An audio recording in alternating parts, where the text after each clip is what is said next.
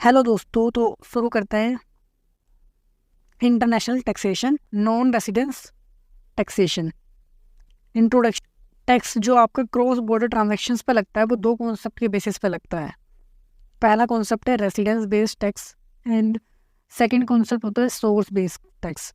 Residence based tax में क्या होता है, जिस कंट्री में आप रेसिडेंट बन जाते हो वहाँ की गवर्नमेंट आपसे टैक्स लेती है। और सोर्स बेस्ड कॉन्सेप्ट के अंदर क्या होता है, जिस कंट्री में आपने किसी इनकम को अर्न किया तो वो कंट्री आपसे टैक्स लेती है। This concept, a country is charge tax on certain income if such income is arise with in its jurisdiction. अगर आपने उस कंट्री की जुरिडिक्शन में जाके कोई इनकम को अर्न किया है तो वो कंट्री आपसे टैक्स वसूलती है। सोर्स बेस्ड कॉन्सेप्ट के अंदर रेसिडेंस बेस्ड टैक्सेशन के अंदर क्या होता है, अगर आप किसी कंट्री के रेसिडेंट बन जाते हो तो वो कंट्री आपसे टैक्स लेती है। सेकंड में हम इस चैप्टर में देखते हैं एनआर टैक्सेशन में रेसिडेंशियल स्टेटस। रेसिडेंशियल स्टेटस क्यों निकालना होता है और सबसे इम्पोर्टेंस क्या है इस कॉन्सेप्ट की इनकम टैक्स में। जब भी आप किसी एसएससी का टैक्स कंप्यूट करने जाते हो, टैक्स निकालने जाते हो, टैक्स लाइबिलिटी निकालते हो, तो सबसे पहले आपको पता होना चाहिए उसका रेसिडेंशियल स्टेटस क्या है। क्योंकि इनकम टैक्स में नॉन रेसिडेंट और रेसिडेंट के लिए टैक्स की रेट जो है अलग अलग है और इनके कॉन्सेप्ट भी अलग अलग है। टैक्स के ट्रीटमेंट बहुत सारी आइटम्स के रेसिडेंट के लिए डिफरेंट है और नॉन रेसिडेंट के लिए डिफरेंट है। तो इसलिए हमें टैक्स कंप्यूट करने से पहले किसी भी एसएससी का हमें रेसिडेंशियल स्टेटस पता होना चाहिए। जैसे फॉर एग्जांपल टैक्स की रेट इंडियन कंपनीज के लिए 30% एंड 25% एंड 22% है, जबकि फॉरेन कंपनी के लिए 40% है। तो और दूसरा कॉन्सेप्ट क्या है, burden of tax is depending upon the residential status. इसलिए भी हमें रेसिडेंशियल स्टेटस को निकाला जाता है। तो टैक्स पेयर्स का जो क्लासिफिकेशन है वो रेसिडेंशियल स्टेटस के बेस पे हम 3 कैटेगरी में कर सकते हैं। जो इंडिविजुअल और एचयूएफ हमारे टैक्स पेयर्स हैं उनको हम 3 कैटेगरी में क्लासीफाई कर सकते हैं based on their residential status, resident and ordinary resident. Resident but not ordinary resident, 2 तरह के रेसिडेंट हो गए, ठीक है। और थर्ड आ गया नॉन रेसिडेंट। तो इंडिविजुअल और एचयूएफ को 3 कैटेगरी में क्लासीफाई किया जा सकता है रेसिडेंशियल स्टेटस के बेस पे। रेसिडेंट बट ऑर्डिनरी रेसिडेंट जिसको हम आर एंड ओ आर बोलते हैं, resident but not ordinary resident जिसको हम R and N O R बोलते हैं, और थर्ड में नॉन रेसिडेंट जिसको हम एन आर बोलते हैं। लेकिन अदर जो टैक्स पेयर्स हैं इंडिविजुअल और एचयूएफ को छोड़ के उनको क्लासीफाई किया जा सकता है 2 कैटेगरी में सिर्फ, या तो वो रेसिडेंट बनेंगे या फिर नॉन रेसिडेंट बनेंगे, या तो वो आर बनेंगे या फिर एन आर बनेंगे, ठीक है। उसके बाद कॉन्सेप्ट आता है, हम डिटरमाइन करते हैं, उसके बाद हम इंडिविजुअल का रेसिडेंशियल स्टेटस डिटरमाइन करते हैं। तो सेक्शन 6 सबसेक्शन 1 बताता है residential status of individual. A individual shall be considered as a resident in India in any previous year if he satisfy any of the condition। नीचे 2 condition दी गई हैं, उन दोनों कंडीशन में से भी कोई भी एक कंडीशन अगर कोई इंडिविजुअल सेटिस्फाई कर देता है तो वो रेसिडेंट बन जाएगा। पहली कंडीशन बोलती है stay in India during the previous year. जिस फाइनेंशियल ईयर को में आप उसका रेसिडेंशियल स्टेटस निकाल रहे हो उस फाइनेंशियल ईयर में अगर उसका स्टे 182 दिन या उससे ज़्यादा है तो वो रेसिडेंट बन जाएगा। पहली कंडीशन ये है। दूसरी कंडीशन है अगर उसका स्टे उस फाइनेंशियल ईयर में तो 60 दिन है, ठीक है, उस फाइनेंशियल ईयर में 60 दिन या उससे ज़्यादा है, प्लस में पिछले 4 प्रीवियस ईयर में, जिस साल में आप उसका रेसिडेंशियल स्टेटस निकाल रहे हो उसके पीछे के 4 प्रीवियस ईयर में उसका स्टे अगर इंडिया में जो आता है 365 दिन या उससे ज़्यादा आता है तो भी वो रेसिडेंट बन जाएगा इंडिया का। अगर इन दोनों कंडीशन में से कोई भी एक अगर इन दोनों कंडीशन में से दोनों कंडीशन नहीं सेटिस्फाई होती तो वो नॉन रेसिडेंट बन जाएगा, ठीक है। If an individual fail to satisfy both condition, sorry यहाँ पे बोथ आएगा, ठीक है, बोथ ऑफ टू कंडीशन ही shall be consider as a non resident.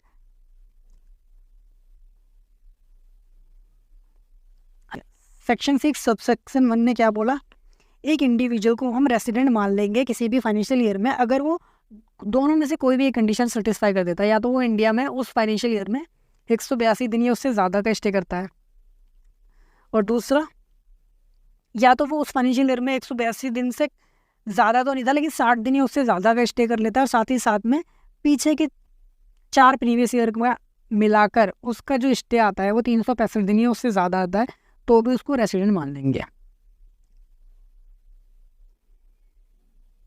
तो क्या मैं ऐसा इन दोनों कंडीशन को साथ में पढ़ के आपको ऐसा लग रहा है अगर किसी पर्सन का स्टे 69 डेज है इंडिया में, तो आपको ना पहली कंडीशन चेक करनी है ना दूसरी कंडीशन चेक करनी है, सॉरी 59 है, 59 डेज का स्टे, तो वो सीधा नॉन रेजिडेंट बन जाएगा, क्योंकि ना पहली कंडीशन में फॉल करेगा ना दूसरी कंडीशन में फॉल करेगा।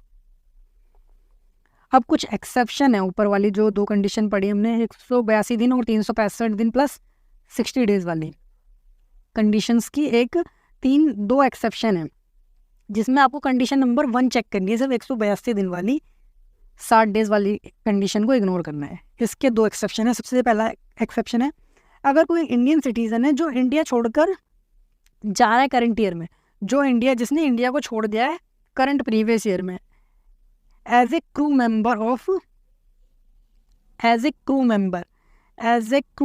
ऑफ इंडियन शिप, अगर वो इंडियन शिप के crew member as a crew member जा रहा है इंडियन शिप के लिए, या फिर उसने इंडिया को क्यों छोड़ दिया, for the purpose of employment, उसकी बाहर सपोज करो उसकी यूएसए में जॉब लग गई, मिस्टर राम था, आज से पहले कभी आउट ऑफ इंडिया नहीं गया था, हमेशा ये रेसिडेंट ही था, इंडिया में इसने जन्म लिया और ये इंडिया से बाहर कभी नहीं गया था, पहली बार इंडिया से बाहर जा रहा है, तो जिस प्रीवियस ईयर में ये जाएगा ना, तो उस प्रीवियस ईयर में इसके 60 डेज वाली कंडीशंस को आपको इग्नोर करना है, सेकंड वाली कंडीशन को इग्नोर करना है, सिर्फ 182 दिन या उससे ज़्यादा का स्टे कर लेता है ये तो रेसिडेंट बनेगा, अदरवाइज ये नॉन रेसिडेंट बन जाएगा। फॉर एग्जाम्पल अगर वो 120 दिन का स्टे करता है इंडिया में और उसके बाद उसकी जॉब लग जाती है उस फाइनेंशियल ईयर में, तो ये नॉन रेसिडेंट बनेगा।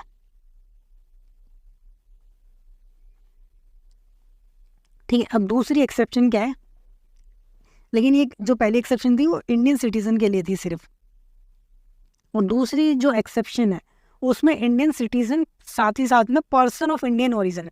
पर्सन ऑफ इंडियन ओरिजिन का मतलब है अगर कोई पर्सन है या तो वो खुद या तो उसके पेरेंट या फिर उसके ग्रैंड पेरेंट ने बर्थ लिया है, उनका बर्थ कहाँ पे हुआ है, अनडिवाइडेड इंडिया में हुआ है, इंडिया का बंटवारा होने से पहले वो इंडिया में जन्मे थे, तो उनको उन पर्सन्स को बोला जाएगा पर्सन ऑफ इंडियन ओरिजिन होते हैं। तो ऐसे इंडियन सिटीजन और ऐसे पर्सन ऑफ इंडियन ओरिजिन जो इंडिया के बाहर है, वो इंडिया विजिट करते हैं during the current previous year, तो उनके केस में भी आपको 60 डेज वाली कंडीशन को इग्नोर करना है, सिर्फ चेक करना है क्या वो इंडिया में 182 दिन या उससे ज़्यादा थे, अगर उससे ज़्यादा थे तो उनको रेसिडेंट बनाना है, अदरवाइज वो नॉन रेसिडेंट बन जाएंगे। लेकिन इस केस में आपको एक चीज़ देखनी है, इसके एक एक्सेप्शन है, however if total Indian income of such person exceed ₹15 lakh in the current previous year and he will be resident if he satisfy condition number 1, और कंडीशन नंबर 2 आपको चेक करनी है एज इट इज़, एक्सेप्ट वहाँ पे जो हम 60 days देख रहे थे, यहाँ पे उसकी जगह पे आपको 120 दिन देखने हैं। ठीक है, ऐसा क्यों है, अगर कोई इंडियन सिटीजन या फिर पर्सन ऑफ इंडियन ओरिजिन है, वो बाहर रहते हैं, विदेश में रहते हैं और विदेश में ही खाते कमाते हैं, लेकिन वो कभी कभी इंडिया में अपनी फैमिली से मिलने आते हैं, तो उनके केस में आपको 182 डेज वाली कंडीशन चेक करनी है। लेकिन कुछ ऐसे इंडियन सिटीजन भी है जो बाहर विदेश से इंडिया आते हैं और यहाँ से मोटा पैसा कमा के ले जाते हैं, और फिर भी वो बोलते हैं हमें रेसिडेंट मत बनाओ, हमें नॉन रेसिडेंट बनाओ, तो उनके लिए ये वाली कंडीशंस है। जैसे सपोज करो जैकलीन जैकलीन श्रीलंका, ठीक है, श्रीलंका की रेसिडेंट है और वहीं की सिटीज़न है, लेकिन वो पर्सन ऑफ इंडियन ओरिजिन है। उसके जो पेरेंट है या फिर ग्रैंड पेरेंट है, उन्होंने जो बर्थ लिया था वो अनडिवाइडेड इंडिया में लिया था। अब जैकलीन क्या करती है, हर साल 160 डेज़ 160 डेज़ के लिए इंडिया आती है और एक मूवी करती है, वो यहाँ से 60 करोड़ रुपीस हर साल कमा के ले जाती है अपने श्रीलंका में। और लेकिन वो इस कंडीशन की वजह से क्या नॉन रेजिडेंट बन जाती है, रेसिडेंट नहीं बन पाती। तो इसलिए उसके केस में ये वाली कंडीशन देखनी पड़ेगी आपको, जिसमें बोला है अगर किसी पर्सन या तो Indian citizen or person of Indian origin, अगर उसकी टोटल जो इंडियन इनकम है, जो इंडिया से वो टोटल इनकम कमाता है वो 15 लाख से ज़्यादा है करंट प्रीवियस ईयर में, तो आपको उसको रेसिडेंट बनाना है। उसको रेसिडेंट बनाना है, कब बनाना है? कंडीशन नंबर 1 तो एज इट इज़ चेक करनी है आपको, 182 दिन वाली और उससे ज़्यादा वाली। उसके साथ साथ कंडीशन नंबर 2 जो हम चेक करते थे कि उसका पास्ट के 4 प्रीवियस ईयर में जो स्टे था 365 डेज या उससे ज़्यादा था, प्लस में जो उसका करंट ईयर में स्टे है वो 60 डेज नहीं काउंट करना, उसके केस में 120 दिन काउंट करना है। अगर 120 दिन से ज़्यादा स्टे करती है तो वो रेसिडेंट बन जाएगी।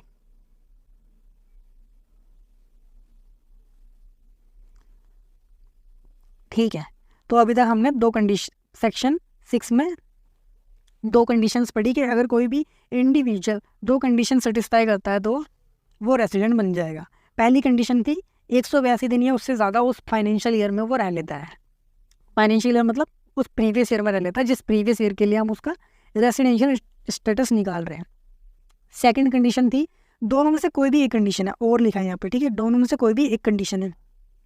सेकंड कंडीशन क्या है, अगर उसका स्टे प्रीवियस ईयर में करंट प्रीवियस ईयर में 60 डेज या उससे ज़्यादा है, प्लस में जो करंट प्रीवियस ईयर हो उससे पीछे के जो 4 प्रीवियस ईयर हो उसका स्टे उन प्रीवियस ईयर में 365 डेज या उससे ज़्यादा है, तो वो रेसिडेंट बन जाएगा। अगर कोई भी इंडिविजुअल इन दोनों कंडीशन को नहीं सेटिस्फाई करता तो वो नॉन रेसिडेंट बन जाएगा। लेकिन इसके 2 एक्सेप्शन पढ़े हमने, जिसमें आपको कंडीशन नंबर 1 ही देखनी है, सिर्फ कंडीशन नंबर 2 को इग्नोर करना है। Condition number 1, exception number 1, exception number 1 में क्या पढ़ा हमने, कोई भी ऐसा इंडियन सिटीजन जो इंडिया को छोड़ के जा रहा है प्रीवियस ईयर में as a crew member of Indian ship, ठीक है, और या फिर for the purpose of employment outside India, तो उसके केस में आपको कंडीशन नंबर 1 चेक करनी है सिर्फ। देन हमने सेकंड एक्सेप्शन पढ़ी कि कोई भी इंडियन सिटीजन के साथ में पर्सन ऑफ इंडियन ओरिजिन अगर वो आउटसाइड इंडिया रहते हैं और इंडिया विजिट करते हैं प्रीवियस ईयर में, तो उनके केस में भी आपको 182 दिन या उससे ज़्यादा वाली कंडीशन चेक करनी है। लेकिन अगर वो पर्सन्स की जो टोटल इंडियन इनकम है, जो वो इंडिया से पैसा कमा के ले जाते हैं, वो 15 लाख से ज़्यादा है, तो आपको उनको रेसिडेंट बनाना है। अगर वो कंडीशन नंबर 1 सेटिस्फाई करते हो तो वैसे ही बनी जाएंगे। लेकिन अगर कंडीशन नंबर 2 में एक मॉडिफिकेशन के साथ 60 डेज़ की जगह 120 दिन स्टे कर लेते हैं इंडिया में, तो वो रेसिडेंट बन जाएंगे। ठीक है, अब नेक्स्ट कॉन्सेप्ट आता है। अभी तक हमने इंडिविजुअल का रेसिडेंट और नॉन रेसिडेंट कैसे बनेगा वो देख लिया। उसके बाद सेक्शन 6(1)(a) डीम्ड रेसिडेंट की बात करता है। ये सेक्शन बोलता है अगर कोई भी इंडिविजुअल जो इंडिया का सिटीज़न है, ठीक है, सिर्फ सिटीजन की बात हो रही है, पर्सन ऑफ इंडियन ओरिजिन नहीं कवर है यहाँ पर, कोई भी ऐसा इंडिविजुअल है जो सिटीज़न है इंडिया का और उसकी टोटल इनकम जो इंडिया की है, जो इंडिया से जो उसने इनकम अर्न कर रही है वो 15 लाख से ज़्यादा है, ये शैल बी डीम्ड रेसिडेंट। उसको हम क्या करेंगे, डीम्ड रेसिडेंट मान लेंगे अगर वो किसी और कंट्री में लायबल नहीं है टैक्स पे करने के लिए by reason of his domicile और resident.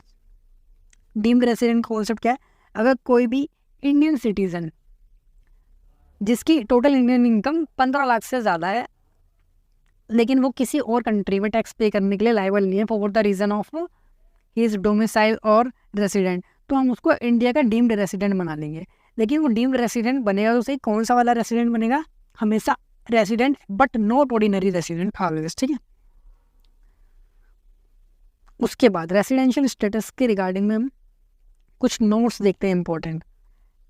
If any individual not satisfy any of the two condition, अगर कोई भी दोनों कंडीशन नहीं सेटिस्फाई करता तो वो नॉन रेजिडेंट बन जाएगा। उसके बाद note number 2, while compute stay in India, जब आप किसी इंडिविजुअल का स्टे इंडिया में कैलकुलेट करोगे तो जिस दिन वो इंडिया में आया और जिस दिन वो इंडिया से गया, उन दोनों डेज को आपको इंडिया में काउंट करना है। Note number 3, stay in India जब भी आप कैलकुलेट करोगे तो आपको जो उसने टेरिटोरियल वाटर में जो स्टे किया उसको भी इंडिया में काउंट करना है। टेरिटोरियल वाटर मतलब ये इंडिया है और ये इसको जो बोलते हैं ना बेस लाइन होती है, बेस लाइन से 12 नॉटिकल माइल्स का जो एरिया होता है उसको हम टेरिटोरियल वाटर ऑफ इंडिया बोलते हैं। अगर कोई पर्सन यहाँ से इंडिया में स्टे किया उसने 180 दिन और यहाँ पे 5 दिन का स्टे कर लिया उसने टेरिटोरियल वाटर ऑफ इंडिया में, तो क्या वो रेसिडेंट बन जाएगा? हाँ, क्योंकि 180 + 5 डेज लेंगे हम और ये 185 डे उसका स्टे आ जाएगा। 185 दिन उसने इंडिया में स्टे किया, तो आपको स्टे में इसको भी काउंट करना है। अब जरूरी नहीं है कि आपका इंडिया में जो स्टे है वो कॉन्टिन्यूस हो या एक्टिव हो, ठीक है। अब नेक्स्ट क्वेश्चन आता है, अगर कोई भी इंडिविजुअल रेसिडेंट बन गया तो आपको फर्दर चेक करना पड़ेगा कि वो रेसिडेंट बट ऑर्डिनरी रेसिडेंट बना है या resident but not ordinary resident बना है। तो सबसे पहले चेक करना होता है कि इंडिविजुअल रेसिडेंट है या नॉन रेसिडेंट है। अगर वो रेसिडेंट है तो फिर आपको दोबारा चेक करना है कि वो R&OR बना है या फिर वो R&NOR बना है। तो ये कैसे पता चलेगा कि ऑर्डिनरी रेसिडेंट है बट या फिर नॉट ऑर्डिनरी रेसिडेंट है? तो उसके लिए आपको 2 कंडीशंस और चेक करनी पड़ेंगी। This concept is only for individual और HUF। हमने शुरुआत में क्या पढ़ा था कि इंडिविजुअल और HUF को हम 3 कैटेगरी में क्लासीफाई करते हैं, resident but ordinary resident, resident but not ordinary resident and non resident. तो बाकी जो टैक्स पेयर्स हैं उनको तो सिर्फ रेसिडेंट या नॉन रेसिडेंट ही बनेंगे, लेकिन इंडिविजुअल और HUF के केस में आपको ये वाली 2 चीज़ें एक्स्ट्रा में चेक करनी पड़ेंगी। It means all other persons can be resident और नॉन रेसिडेंट। अब हम चेक करेंगे कि कोई पर्सन रेसिडेंट है या नॉन रेसिडेंट है। तो यहाँ पर बोला गया एक इंडिविजुअल या HUF को नॉट ऑर्डिनरी रेसिडेंट मान लेंगे अगर वो दोनों में से कोई भी एक कंडीशन सेटिस्फाई कर देता है। आप इसको 2 पढ़ना, ठीक है, ये 3 नहीं है, यहाँ पर 2 है, क्योंकि ये 2 कंडीशन की बात हो रही है। यहाँ पर तीसरी वाली को इग्नोर करना है। He was non resident in any 9 out of past 10 previous year. वो पीछे के 10 साल में से 9 साल में अगर नॉन रेसिडेंट था तो हम उसको नॉट ऑर्डिनरी रेसिडेंट माने, क्योंकि वो पीछे के 9 साल में तो नॉन रेसिडेंट ही है, तो ऑर्डिनरी कैसे हो सकता है। उसके बाद सेकंड कंडीशन है, अगर उसका स्टे इंडिया में पास्ट 7 प्रीवियस ईयर में कितना है, लेस देन 730 डेज। 730 डेज का कॉन्सेप्ट क्या है? जो हमने ऊपर जो 2 कंडीशन पढ़ी थी 182 दिन वाली और 60 डेज वाली, उसमें जो 365 दिन थे ना, उसका जस्ट 2x है, 360 डेज, 365 डेज इंटू 2, तो आपका 730 आ जाएगा। ठीक है, यहाँ पे इसको याद रखने का ये तरीका है। अगर कोई भी पर्सन ये दोनों में से कोई भी एक कंडीशन सेटिस्फाई कर देगा तो वो नॉट ऑर्डिनरी रेसिडेंट बनेगा, जिसमें पहली कंडीशन है कि अगर वो पिछले 10 प्रीवियस ईयर में से किसी भी 9 प्रीवियस ईयर में नॉन रेसिडेंट था, मतलब 10 साल का उसका रेसिडेंशियल स्टेटस देखो और 10 में से 9 बार वो नॉन रेसिडेंट बनाए, तो वो नॉट ऑर्डिनरी होगा।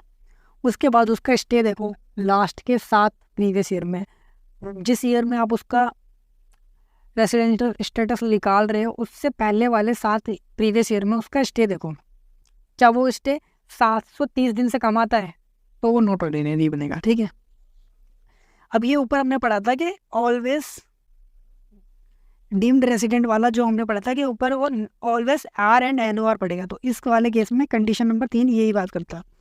An Indian citizen or person of Indian origin having total Indian income exceeding 50 lakh during the previous year and stay in India for 120 and more but less than 182 days, तो इसको भी हम not ordinary resident मानेंगे। अब एक example लेते हैं। Example से पहले एक बार रिवाइज कर लेते हैं, फिर एग्जांपल अच्छे से समझ आएगा। हमने अभी तक क्या पढ़ा?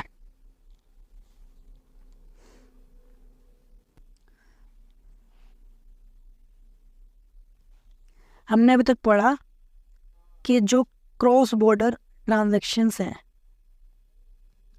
उन पर जो टैक्स लगता है ना, वो 2 कॉन्सेप्ट के बेस पे लगता है। रेसिडेंस बेस्ड टैक्स लगता है या फिर सोर्स बेस्ड टैक्स लगता है। रेसिडेंस बेस्ड टैक्स में हमने पढ़ा कि जिस कंट्री के आप रेसिडेंट बन जाते हो, इस कॉन्सेप्ट के अंदर वो कंट्री की सरकार आपसे टैक्स वसूलती है। सोर्स बेस्ड टैक्सेशन में पढ़ा कि जिस कंट्री में जाके आपने उस इनकम को अर्न किया है, तो जो उस कंट्री की जुरिडिक्शन की जो गवर्नमेंट है वो आपसे टैक्स लेगी, चाहे आप उस कंट्री के रेसिडेंट हो या नहीं हो। तो पहला हमने ये पढ़ा। दूसरा हमने पढ़ा रेसिडेंशियल स्टेटस, जो आपके क्लासिफिकेशन था। क्लासिफिकेशन है जो टैक्स पेयर्स का,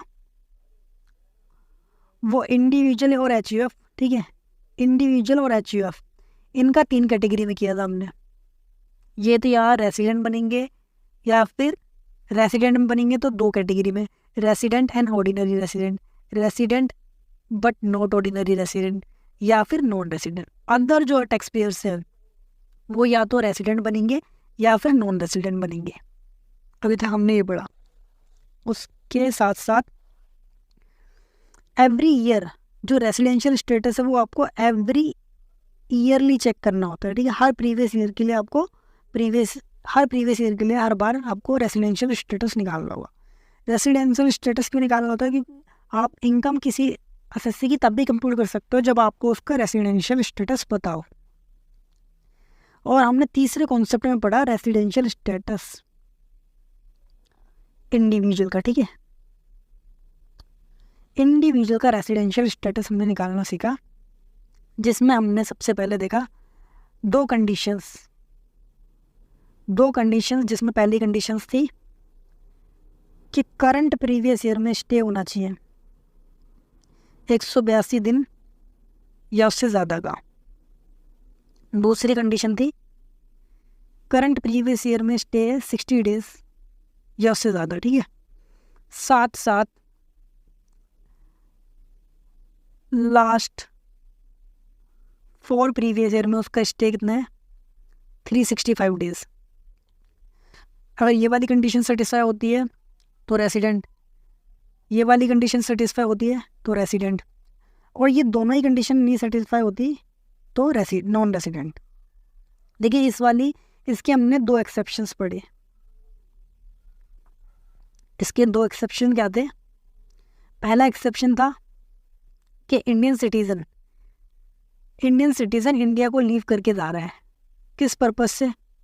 या तो एम्प्लॉयमेंट के लिए, एम्प्लॉयमेंट आउटसाइड इंडिया, या as a crew member of Indian ship. तो उस केस में आपको ये वाली कंडीशन को इग्नोर करना है, सिर्फ ये वाली कंडीशन चेक करनी है। अब दूसरा केस हमने देखा इंडियन सिटीज़न या फिर पर्सन ऑफ इंडियन ओरिजिन। ये 2 पर्सन क्या है? ये आउटसाइड इंडिया है,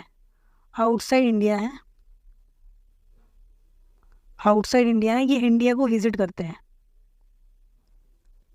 तो इनके केस में भी आपको कंडीशन नंबर 1 चेक करनी है, 2 इग्नोर करनी है।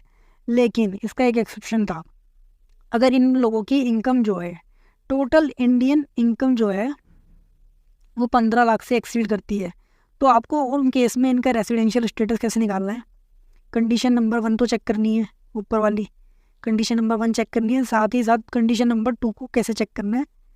120 दिन लेने 60 डेज़ की जगह पे, जो इस कंडीशन यहाँ पे 120 दिन लेने हैं। अगर उनका स्टे करंट प्रीवियस ईयर में 120 दिन या उससे ज़्यादा है, और एंड लास्ट प्रीवियस ईयर में 365 डेज से ज़्यादा है, तो वो रेसिडेंट बन जाएंगे, अदरवाइज नॉन रेसिडेंट। ठीक है, और ये रेसिडेंट बनेंगे तो हमेशा आर एंड NOR बनेंगे। फिर हमने पढ़ा जब कोई भी इंडिविजुअल रेसिडेंट बन गया, तो या तो वो नॉन रेसिडेंट, या तो वो ऑर्डिनरी रेसिडेंट बनेगा या फिर नॉट ऑर्डिनरी रेसिडेंट बनेगा, या तो OR बनेगा या NOR बनेगा। तो NOR के लिए हमने 2 कंडीशन देखी, अगर दोनों में से कोई भी एक कंडीशन सेटिस्फाई हो जाती है तो वो इंडिविजुअल NOR बनेगा। पहली कंडीशन थी 10 साल में से 9 साल तो वो नॉन रेसिडेंट था, पीछे के 10 साल में से 9 साल में तो वो नॉन रेसिडेंट था। दूसरी कंडीशन देखी हमने कि जो लास्ट 7 प्रीवियस ईयर थे उसमें उसका स्टे 730 डेज से लेस था, तो वह नॉट ऑर्डिनरी बन गया। फिर उसके बाद हमने कुछ इंपॉर्टेंट नोट्स देखे थे। पहला नोट था जिसमें कि आपको ना हर ईयरली चेक करना है रेसिडेंशियल स्टेटस को, और जब आप स्टे इंडिया में कंप्यूट करोगे किसी भी इंडिविजुअल का, तो उसमें आपको अराइवल और डिपार्चर वाले दिन को इंडिया में काउंट करना है, और stay in territorial water of India को भी आपको स्टे इन इंडिया में काउंट करना है, और stay can be a casual. ठीक है, कॉन्टिन्यूस होने की ज़रूरत नहीं है। तो अभी तक हमने इतना पढ़ा। इसके बाद हम एग्जाम्पल देखते हैं।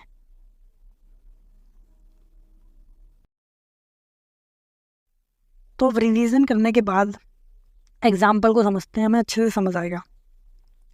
Chris Gayle, West Indies team cricket player, visit India for IPL 102 days in every financial year from past 10 years। ठीक है, Chris Gayle West Indies team का क्रिकेट प्लेयर है जो इंडिया में आता है 102 दिन के लिए हर फाइनेंशियल ईयर में, पिछले 10 साल से ऐसा वो आ रहा है। तो आपको क्वेश्चन नंबर 1 में फाइंड आउट करना है उसका residential status in assessment year 24-25, यानी कि प्रीवियस ईयर 23-24। तो वो हर साल 102 दिन आ रहा है, मतलब 182 दिन या उससे तो कम आ रहा है, तो हमें कंडीशन नंबर 2 चेक करनी पड़ेगी। कंडीशन नंबर 2 क्या बोलती है कि 60 डेज से ज़्यादा है, प्रीवियस ईयर 23-24 में उसका स्टे 60 डेज से तो ज़्यादा है, ये 102 दिन जा रहा है। उसके साथ साथ आपको पीछे के 4 साल और चेक करने हैं। अब पीछे के 4 साल में उसका स्टे चेक करना है। 22-23 में 23-24 से पहले कितने आएंगे 4 साल, 22-23 आएगा, 21-22 आएगा, 20-21 आएगा और 19-20 आएगा। तो 102 दिन वो हर साल रुक रहा है, तो 408 दिन कुल मिला के वो पिछले के 4 साल में था, जो ज़्यादा है 365 दिन से, यानी कि मोर देन 365 डेज वो इंडिया में था, तो इसलिए वो रेसिडेंट बन गया। अब रेसिडेंट बनते ही मैंने बोला था आपको चेक करना होगा कि वो R एंड OR बना या फिर NOR बना। ठीक है, तो NOR के लिए हम क्या देखते हैं, पीछे के 10 साल में से 9 साल में वो नॉन रेसिडेंट था, या फिर दूसरी कंडीशन देखते हैं हम कि पीछे के 7 ईयर्स, क्योंकि दूसरी कंडीशन देख लेते हैं हम। ठीक है, 7 ईयर्स में उसका स्टे कितना था, अगर 330 दिन से कम था तो वो नॉट ऑर्डिनरी रेसिडेंट बनेगा। तो पीछे के 7 साल, 1 2 3 4 5 6 7, इन 7 साल में 102 दिन वो था, कुल मिला के 714 दिन उसने पिछले 7 सालों में इंडिया में स्टे किया, जो कि 730 दिन से कम है, इसलिए वो resident but not ordinary resident बना। क्या दूसरी कंडीशन आपको इसमें चेक करने की ज़रूरत है? नहीं, क्योंकि कोई भी एक कंडीशन उसने सेटिस्फाई कर दी, पहली या दूसरी कंडीशन में से, 9 साल वाली या फिर 7 साल वाली, तो वो दोनों में से कोई भी एक कंडीशन को सेटिस्फाई करनी है नॉट ऑर्डिनरी रेसिडेंट बनने के लिए। ठीक है, अब क्वेश्चन नंबर 2 पे आ जाओ। Would your answer change if above fact relate to the Srinath, an Indian citizen who reside in West Indies and represent West Indies cricket team? Question number B पूछा है आपसे, क्या आपका आंसर बदल जाएगा अगर क्रिस गेल की जगह श्रीनाथ हो, जो एक इंडियन सिटीजन है जो वेस्ट इंडीज के लिए खेलता है और वहीं पे रहता है?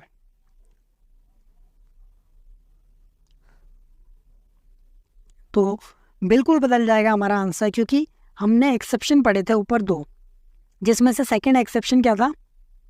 N individual being Indian citizen or person of Indian origin visit करता है इंडिया में said to be non resident if he stay in India for less than 120 days.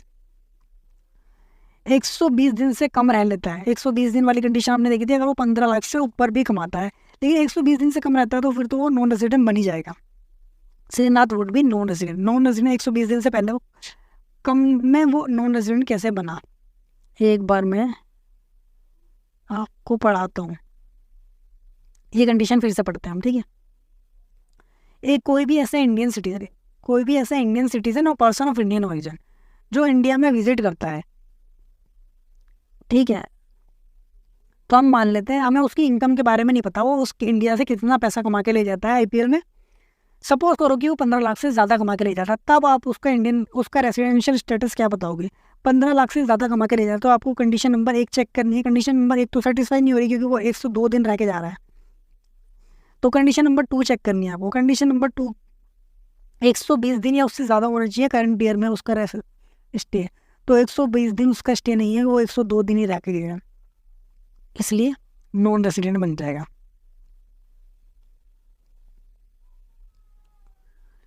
ठीक है, अब case number C, would your answer change if in case B he stay in India for 120 days for every financial year.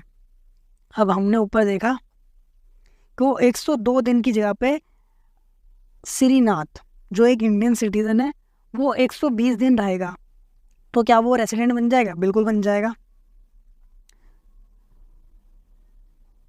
क्योंकि if Srinath being Indian citizen having total Indian income exceeding more than 15 lakh, अगर उसकी income 15 lakh से ज़्यादा बनती है तो उसको resident but not ordinary resident मान लेंगे हम, अगर उसका स्टे 120 दिन से ज़्यादा है इंडिया में। जो हमने एक्सेप्शन देखी थी उसमें एक्सेप्शन नंबर 2 के अकॉर्डिंग ये आंसर हो जाएगा। ठीक है, अभी तक हमने पढ़ा था रेसिडेंशियल स्टेटस ऑफ इंडिविजुअल। अब हम रेसिडेंशियल स्टेटस HUF का पढ़ते हैं, ठीक है। HUF का, फर्म का, AOP का, BOI का, लोकल अथॉरिटी और आर्टिफिशियल जुडिशियल पर्सन, इनके रेसिडेंशियल स्टेटस के बारे में पढ़ते हैं। अगर इनका कंट्रोल एंड मैनेजमेंट होली और पार्टली फ्रॉम इंडिया से हो रहा है, अगर कोई इनका कंट्रोल जो है होली और पार्टली फ्रॉम इंडिया से हो रहा है या तो यस, ठीक है, अगर हो रहा है तो ये रेसिडेंट होंगे, अदरवाइज नहीं हो रहा है, होली और पार्टली इंडिया में नहीं, यानी कि ना तो मतलब होली आउटसाइड इंडिया हो रहा है, अगर इनका control management Holi outside India हो रहा है तो इनको नॉन रेसिडेंट माना जाएगा।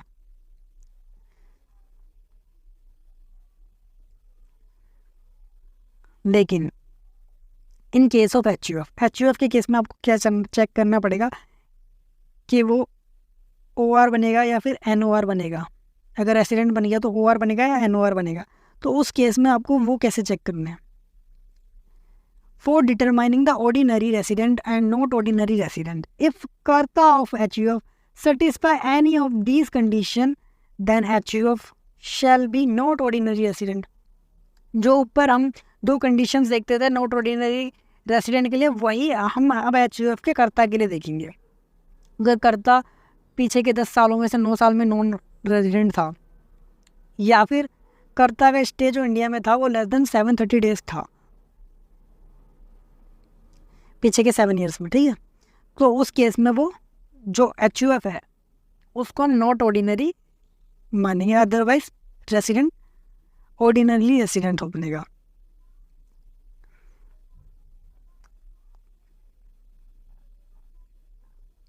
अब कॉन्सेप्ट नंबर 3 पे आते हैं, जो एग्ज़ाम पॉइंट ऑफ व्यू से बहुत ज़्यादा इम्पोर्टेंट है, जो है कि हम कंपनी का रेसिडेंशियल स्टेटस पता लगाएंगे। कैसे पता लगाते हैं कंपनी का रेसिडेंशियल स्टेटस पता लगाना है? तो आपको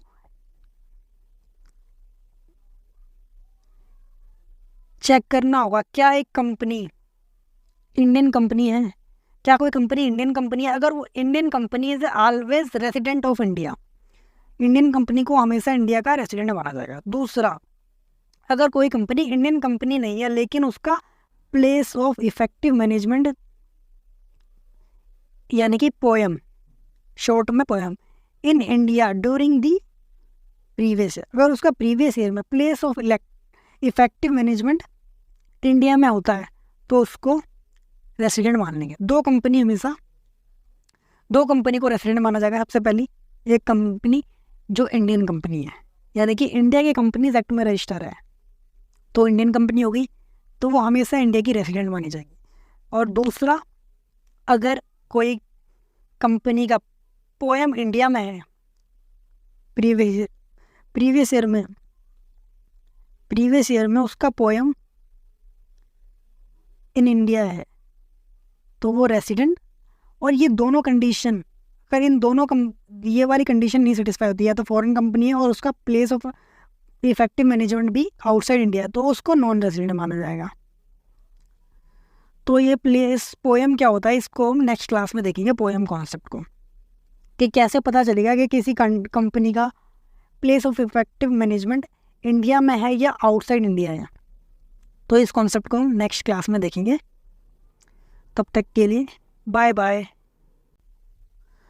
तो अब बात करते हैं रेसिडेंशियल स्टेटस ऑफ कंपनी। तो अभी तक हमने सारे एसएससीज के रेसिडेंशियल स्टेटस को कैसे पता लगाना है उसके बारे में पढ़ लिया है। तो अब हम समझते हैं अपना नेक्स्ट सबसे इम्पोर्टेंट कॉन्सेप्ट जो आपके एग्ज़ाम में पूछा जाता है, कंपनी के केस में रेसिडेंशियल स्टेटस कैसे निकाला जाएगा। तो 2 बातें याद रखनी है बस और आपका कंपनी का रेसिडेंशियल स्टेटस निकल जाएगा। सबसे पहले, एक इंडियन कंपनी को हमेशा इंडिया का रेसिडेंट माना जाएगा। एक company will be resident if it is a Indian company. अगर कोई कंपनी इंडियन कंपनी है और इंडिया के कंपनीज लॉ में या फिर इंडिया में रजिस्टर एक कंपनी है तो वो हमेशा इंडिया की रेसिडेंट होगी। और सेकंड पॉइंट बोलता है, अगर वो इंडियन कंपनी नहीं है तो आपको चेक करना पड़ेगा उसका प्लेस ऑफ इफेक्टिव मैनेजमेंट कहाँ पर है। अगर उसका place of effective management India में है, प्रीवियस ईयर में उसका पोएम इंडिया में है, तो वो इंडियन रेसिडेंट कंपनी बन जाएगी टैक्स के पर्पज़ के लिए। तो concept of place of effective management, जिसको हम पोएम बोलते हैं, कॉन्सेप्ट ऑफ पोएम, इसके बारे में देखते हैं। सबसे पहली बात है, ये नॉट एप्लीकेबल है। ये कॉन्सेप्ट नहीं लगेगा अगर एक कंपनी का टर्नओवर 50 करोड़ या उससे कम है प्रीवियस ईयर में। अगर किसी फॉरेन कंपनी का टर्नओवर 50 करोड़ या उससे कम है प्रीवियस ईयर में तो कॉन्सेप्ट ऑफ पोएम नहीं लगेगा और वो कंपनी हमेशा नॉन रेसिडेंट मानी जाएगी। अब पोएम इंडिया में है या इंडिया के बाहर है उसका कैसे पता लगाना है, तो इसके लिए कुछ कंडीशंस दी हुई हैं। POEM shall be outside India if both conditions are satisfy. नीचे दी गई अगर 2 कंडीशन सेटिस्फाई हो जाती है तो हम पोएम आउटसाइड इंडिया मान लेंगे। आउटसाइड इंडिया मान लेंगे तो मतलब कंपनी नॉन रेजिडेंट बनेगी। अगर इन इंडिया होता है पोएम तो कंपनी रेजिडेंट बन जाएगी। एक company have active business outside India, company का एक्टिव बिजनेस आउटसाइड इंडिया है। Company have active business outside India यानी कि ABOI टेस्ट करना पड़ेगा हमें, एक ABOI टेस्ट करके देखना पड़ेगा और उसे पता लगेगा कि कंपनी का एक्टिव बिजनेस आउटसाइड इंडिया है या नहीं है। कंपनी का बिजनेस होना चाहिए एक्टिव आउटसाइड इंडिया। और मेजॉरिटी ऑफ बोर्ड मीटिंग्स कहाँ होनी चाहिए, हेल्ड होनी चाहिए outside India. 2 conditions poem concept के अंदर। अगर पोएम आउटसाइड इंडिया मान लिया जाएगा तो ये दो कंडीशन सेटिस्फाई हो जाती है। पहली कंडीशन है कंपनी का बिजनेस होना चाहिए, एक्टिव बिजनेस आउटसाइड इंडिया होना चाहिए, एंड मेजॉरिटी ऑफ जो बोर्ड मीटिंग है वो हेल्ड हो रही है आउटसाइड इंडिया, तो कंपनी नॉन रेजिडेंट बन जाए। और रेजिडेंट मानिए तो ये दोनों कंडीशन नहीं सेटिस्फाई होंगी तो कंपनी रेजिडेंट बन जाएगी। अब अगला कॉन्सेप्ट पढ़ते हैं हम, एक्टिव बिजनेस आउटसाइड इंडिया का मतलब क्या है। Active business outside India, if all 4 condition are met then a company have a active business outside India. अगर नीचे दी गई 4 कंडीशन सेटिस्फाई हो जाती हैं, मतलब चारों में से कोई एक नहीं, चारों की चारों एक साथ सेटिस्फाई हो जाती है, तो ये मान लिया जाएगा कि एक कंपनी का एक्टिव बिजनेस है आउटसाइड इंडिया। तो पहली कंडीशन बोलती है less than 50% of total assets located in India. जो उस कंपनी की टोटल असेट है उसका लेस देन 50% जो असेट है वो इंडिया में लोकेट करती है। उसके बाद less than 50% of total number of employees are situated in India और रेसिडेंट इन इंडिया।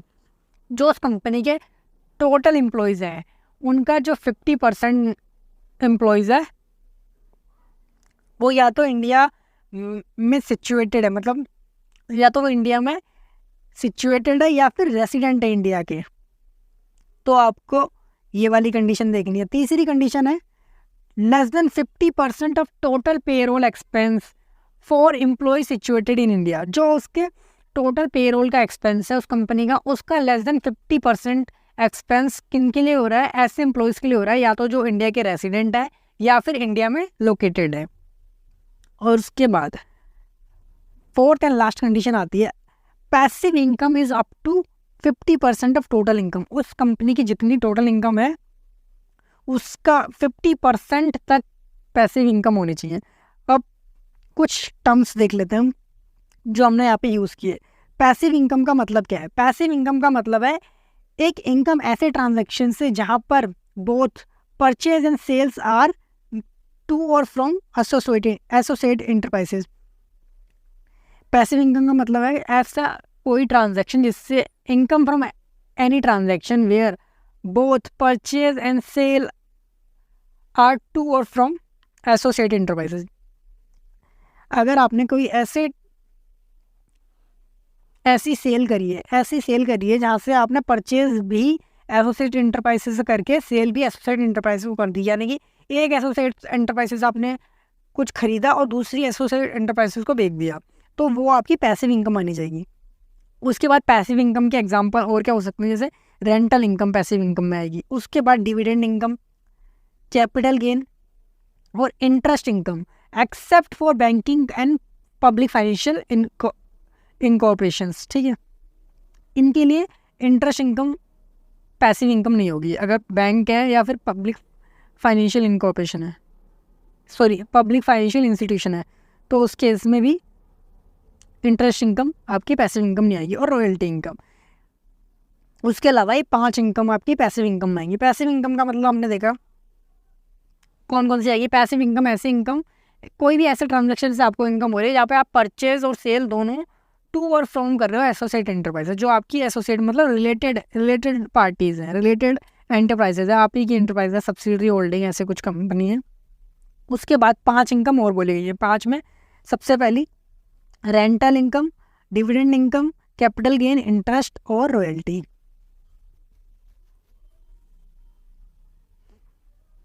हाँ, और हमने ऊपर फर्स्ट कंडीशन में देखा था टोटल असेट। टोटल असेट का मतलब क्या है, आपको लेनी पड़ेगी value of asset. Total of asset निकालते हैं को वैल्यू ऑफ असेट चाहिए होगी।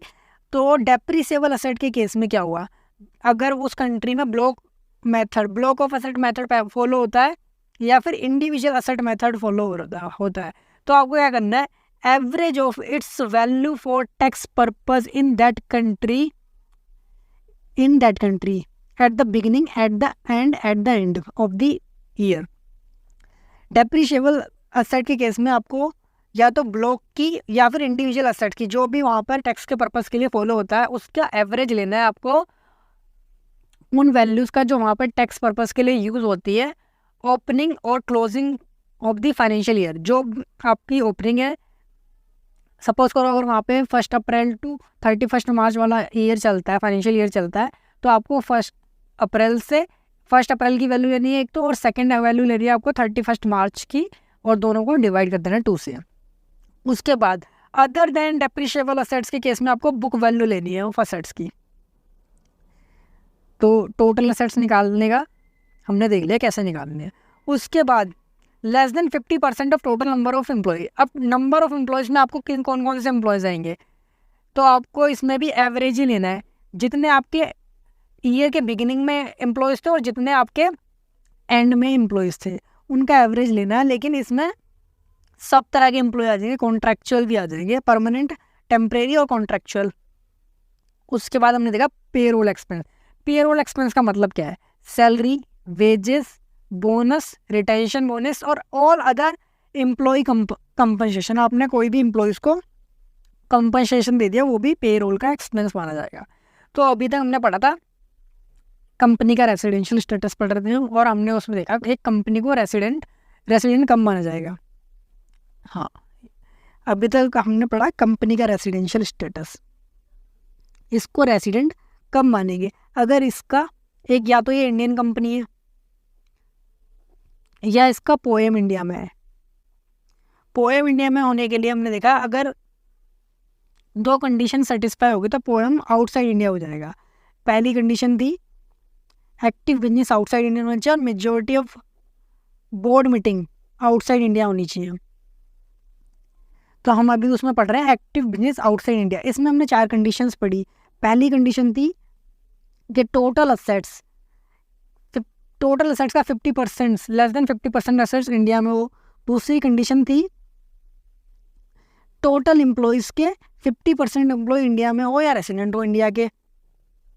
तीसरी कंडीशन थी जो उनके पेरोल एक्सपेंस है, टोटल पेरोल एक्सपेंस है, वो 50% से कम होना चाहिए। टोटल असेट्स की हमने वैल्यू देखी। डेप्रिसिएबल के केस में हमें क्या लेनी थी, ब्लॉक या फिर एग्रीगेट, ब्लॉक या फिर इंडिविजुअल असेट मेथड फॉलो होता है उस कंट्री में। तो वहाँ पे आपको ओपनिंग और क्लोजिंग ले लेना है फाइनेंशियल ईयर की, या जो भी वहाँ पे ईयर यूज होता है उसको 2 से डिवाइड कर देना है। उसके बाद टोटल एम्प्लॉयज़ में हमने देखा टेम्परेरी, परमानेंट और कॉन्ट्रैक्चुअल एम्प्लॉयज़ भी आएंगे। उसके बाद हमने देखा टोटल पेरोल एक्सपेंस में क्या आएगा, सैलरी, वेजेस, रिटेंशन बोनस और कोई भी कंपनसेशन अपने एम्प्लॉयज़ को पे किया, वो आपका टोटल पेरोल एक्सपेंस में आ जाएगा। फोर्थ हमने देखा था पैसिव इनकम जो आपकी होनी चाहिए, up to 50% of total income होनी चाहिए। पैसिव इनकम की डेफिनेशन यहाँ पे क्या थी, पैसिव इनकम का मतलब ऐसा है कि ये 5 इनकम तो आपकी पैसिव इनकम रहेंगी। पैसिव इनकम हमने देखा चौथे पॉइंट में। पैसिव इनकम में rent, dividend, capital gain, interest और रॉयल्टी। इंटरेस्ट बैंक और पीएफआई के लिए पैसिव इनकम नहीं माना जाएगा। और दूसरा हमने देखा और कोई ऐसी ट्रांजैक्शन जिसमें आप सेल और परचेज दोनों एसोसिएट एंटरप्राइजेस को करते हो, तो वो क्या होगा, वो आपका पैसिव इनकम होगा। तो ये 4 कंडीशन पढ़ी हमने एक्टिव बिजनेस आउटसाइड इंडिया की। अगर ये चारों कंडीशन सेटिस्फाई हो जाती हैं तो ये मान लिया जाएगा कि आपका कंपनी का एक्टिव बिजनेस आउटसाइड इंडिया है। फिर एक कंडीशन तो हमारी सेटिस्फाई हो गई, हम दूसरी कंडीशन चेक करेंगे इसके बाद, जो majority of board meeting outside अगर इंडिया होती है तो वो कंपनी का रेसिडेंशियल स्टेटस हो जाएगा नॉन रेसिडेंट। ठीक है, दोनों कंडीशन सेटिस्फाई कर देता है तो नॉन रेसिडेंट बन जाएगी कंपनी, और नहीं सेटिस्फाई करती दोनों कंडीशन तो रेसिडेंट बन जाएंगी। अब इसके बाद अब हम देखते हैं स्कोप ऑफ टोटल इनकम।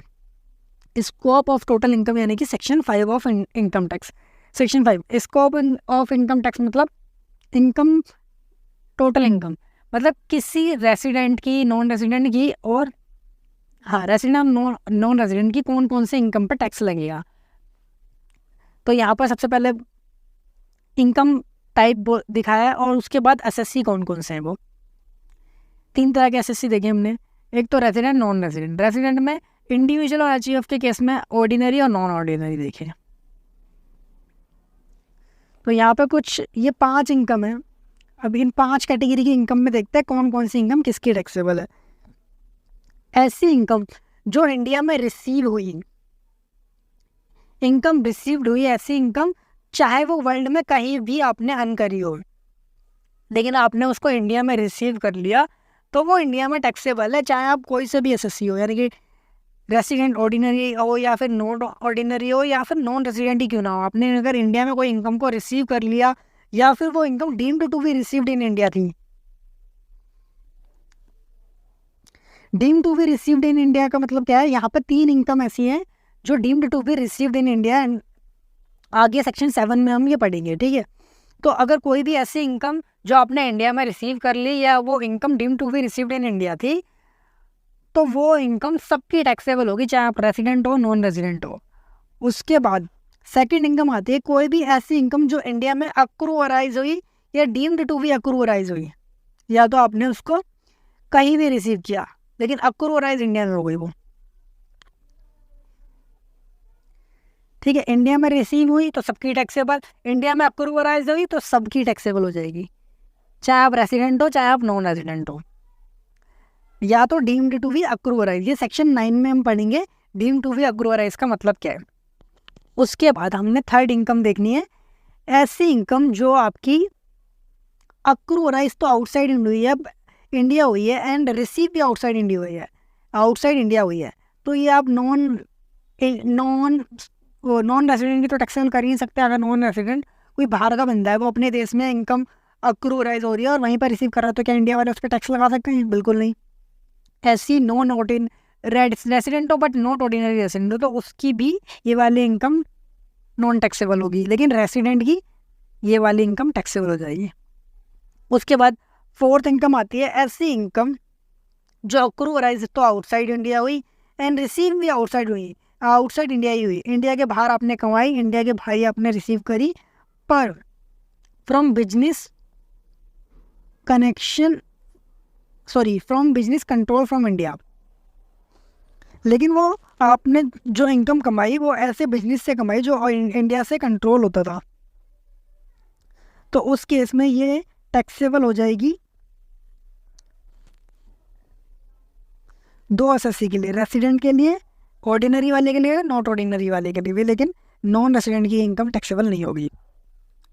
तो हमने अभी तक सेक्शन 5 में देखा स्कोप ऑफ टोटल इनकम, इसमें 4 इनकम देखी। कोई भी ऐसी इनकम जो इंडिया में रिसीव होगी या डीम्ड टू बी रिसीव्ड है, वो सबकी टैक्सेबल है।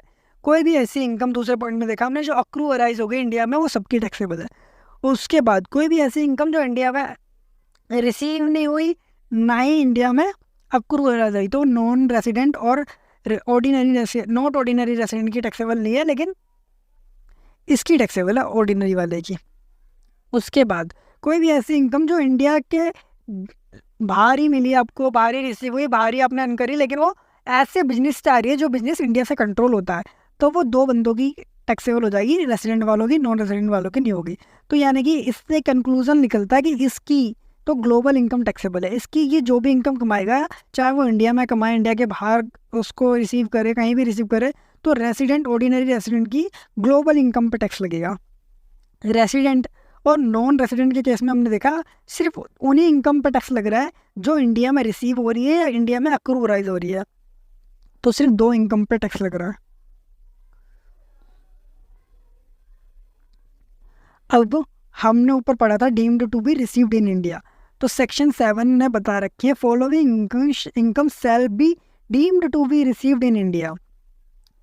ये 4 इनकम को हम deemed to be received in India मानेंगे। पहला, contribution in excess of 12% of salary to RPF, आपके एम्प्लॉयर ने कंट्रीब्यूशन किया 12% of salary in recognise provident fund, तो ये income deemed to be received in India मानी जाएगी।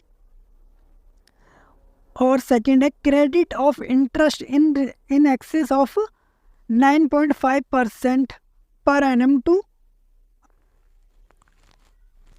सेकंड इनकम है आपकी, कोई भी आपके आरपीएफ में 9.5% से ज़्यादा इंटरेस्ट क्रेडिट होता है, तो वो भी आपका इंडिया में डीम टू बी अक्रूअराइज माना जाएगा। Third income, employer contribution in NPS referred under section 80 CCD. 80 CCD में नेशनल पेंशन स्कीम की बात होती है, उसमें अगर आपका एम्प्लॉयर कंट्रीब्यूशन करता है तो वो भी deem to be received in India माना जाएगा। फोर्थ, अगर आप ट्रांसफ़र करते हैं एम्प्लॉय कंट्रीब्यूशन का और उसके इंटरेस्ट का अनरिकग्नाइज प्रोविडेंट फंड से रिकग्नाइज प्रोविडेंट फंड में, तो वो भी आपका रिसीव्ड इन इंडिया माना जाएगा। तो 4 इनकम कौन कौन सी थी? पहला, दो तो आपकी रिकग्नाइज प्रोविडेंट फंड से रिलेटेड थी। पहला 12% से ज़्यादा, आपकी सैलरी का 12% से ज़्यादा कंट्रीब्यूशन होता है अगर आरपीएफ में, तो वो भी क्या माना जाएगा? Deemed to be received in India. या फिर इंटरेस्ट क्रेडिट होता है 9.5% से ज़्यादा पर एनम आरपीएफ में, तो वो भी इंडिया में।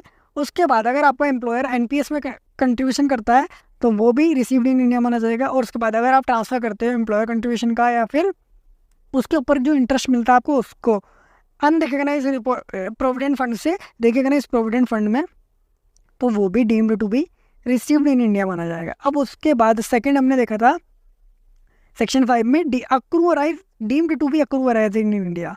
तो सेक्शन 9 कुछ ऐसी इनकम बताता है जो चाहे आपको इंडिया के बाहर अक्रूवराइज हो, एक्चुअल में चाहे वो अक्रूवराइज इंडिया के बाहर हुई है, लेकिन फिर भी उनको इंडिया के अंदर अक्रूवराइज माना जाएगा। तो ऐसी कौन कौन सी इनकम है? ऐसी 10-12 इनकम सेक्शन 9 ने हमें बताई। Income deemed to be accrue or arise in India, तो यहाँ पर हम क्लोज 1, क्लोज 2, क्लोज 3, क्लोज 4 तक यहाँ पर पढ़ते हैं। तो पहला क्लोज बोलता है income accrue arise outside India directly और इनडायरेक्टली थ्रू और from any business connection in India.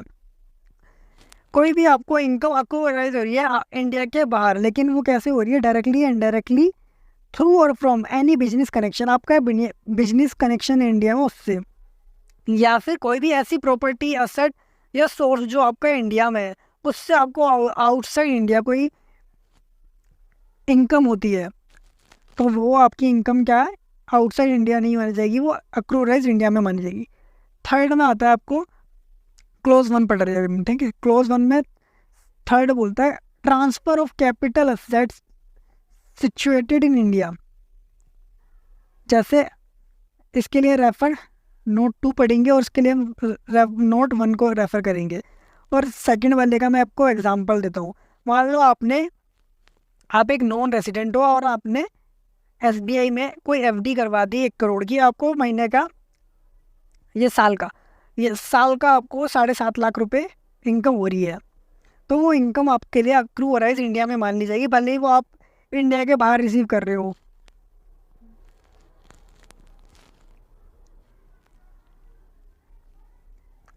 या आपकी कोई प्रॉपर्टी है, आपकी कोई इंडिया में प्रॉपर्टी है और उससे आप रेंट कमा रहे हो, आप रहते हो कहीं आउटसाइड इंडिया, मान लो आप यूके में रहते हो और आपकी प्रॉपर्टी इंडिया में है और वहाँ से आपको साल का 12 लाख रुपए का रेंट आता है, तो वो रेंट जो होगा आपका अक्रूवराइज इंडिया में मान लिया जाएगा। अब हम पढ़ते हैं बिजनेस कनेक्शन के बाद। बिजनेस कनेक्शन इन इंडिया क्या है?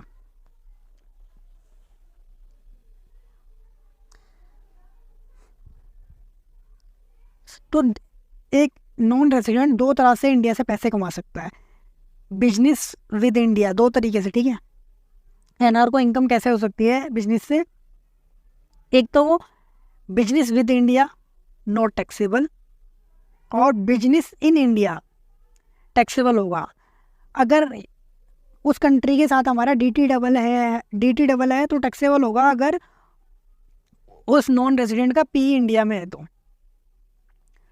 अदरवाइज हम इनकम टैक्स के अकॉर्डिंग देखेंगे, टैक्सेबल तब होगा अगर उसका बिजनेस कनेक्शन इंडिया में है। तो नॉन रेजिडेंट की जो बिजनेस इनकम है वो 2 तरह की हो सकती है, या तो एक बिजनेस विद इंडिया।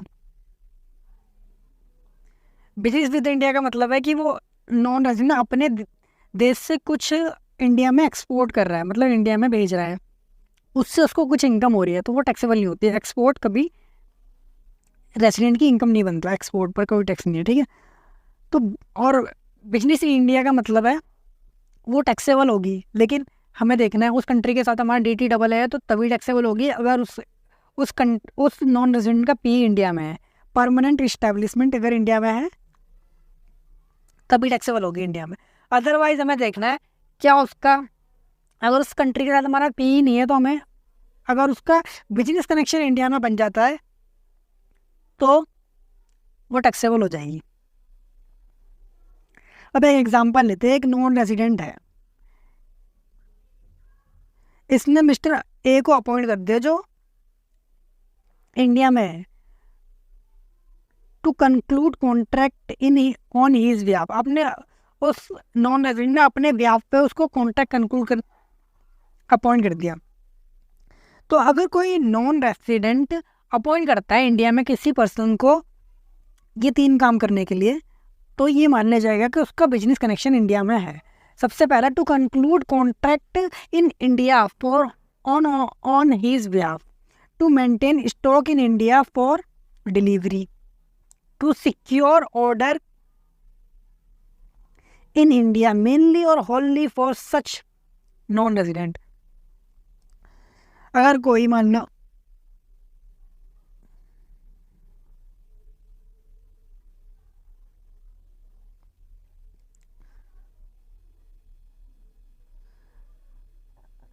मिस्टर जोनी है, मिस्टर जोनी की यूके में एक शॉप है, फैशन की शॉप है जिसमें वो क्लोथ्स बेचते हैं।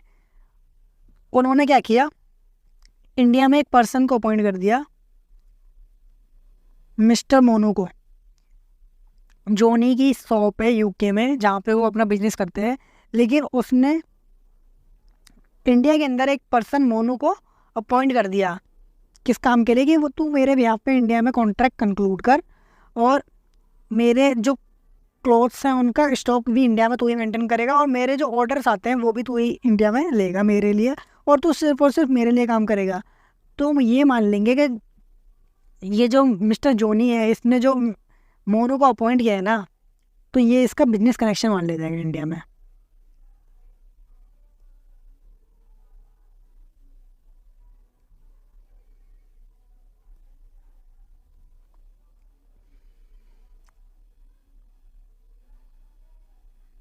ठीक है, तो हम पढ़ रहे हैं section 9, income deemed to be accrue or arise in India, जिसमें हमने सबसे पहले क्लॉज 1 पढ़ा है, जिसने बोला है कि कोई भी इनकम अगर आउटसाइड इंडिया भी आपको अक्रू और अराइज होती है, लेकिन उसका जो सोर्स है या बिजनेस कनेक्शन है वो इंडिया में है, या वो कोई ऐसी एसेट या प्रॉपर्टी से आ रही है जो इंडिया में जिसका सोर्स है, और उसके बाद कोई ऐसी असेट को ट्रांसफ़र करने से आ रही है जो इंडिया में सिचुएटेड है, तो ये मान लिया जाएगा कि वो इंडिया में अक्रू अराइज हो रही है।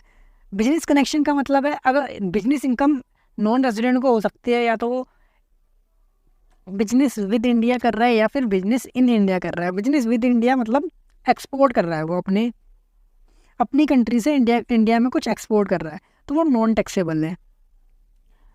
और बिजनेस इन इंडिया का मतलब है वो इंडिया में आकर डायरेक्टली इंडिया के लोगों को चीज़ें सेल कर रहा है, अपने प्रोडक्ट्स को सेल कर रहा है। अदर केस में हम देखेंगे अगर DTAA है तो टैक्सेबल होगा अगर उस नॉन रेजिडेंट का PE इंडिया में है तो। अदरवाइज हम देखें ना बिजनेस कनेक्शन इंडिया में है या नहीं है। बिजनेस कनेक्शन का मतलब देखा हमने, अगर कोई नॉन रेजिडेंट इंडिया में किसी पर्सन को अपॉइंट कर देता है अपने बिहाफ पे कंक्लूड करने के लिए कॉन्ट्रैक्ट्स, या फिर अपना स्टॉक मेंटेन करने के लिए इंडिया में, और सिक्योर करने के लिए ऑर्डर, उसके लिए सिर्फ और सिर्फ उसके लिए, तो उसका बिजनेस कनेक्शन इंडिया में बन जाएगा। अब कुछ नोट्स पढ़ते हैं। There is no business connection in India if NR carry business through broker or independent agent. यहाँ पे अगर जोनी ने मोनू को अपॉइंट ना करके किसी इंडिपेंडेंट बंदे को, हाँ मान लो ये जो मोनू था ना वो मेनली और होनली जोनी के लिए काम नहीं करता था, उसके कई सारे लोग थे, वो कई सारे बंदों के लिए, काफ़ी सारे ग्रुप ऑफ पीपल्स के लिए ये काम करता था, तो वो एक इंडिपेंडेंट एजेंट हो गया या फिर ब्रोकर हो गया। तो उस केस में ये माना नहीं जाएगा कि उसका बिजनेस कनेक्शन है इंडिया में। सेकंड नोट में क्या बोला, if any NR have a significant economic presence